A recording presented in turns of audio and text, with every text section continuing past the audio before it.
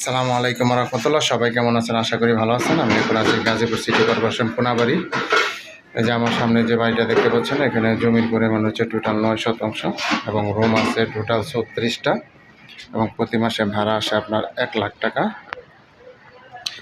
সামনে রাস্তা হচ্ছে 12 ফিট, তার সামনে হচ্ছে 40 ফিট।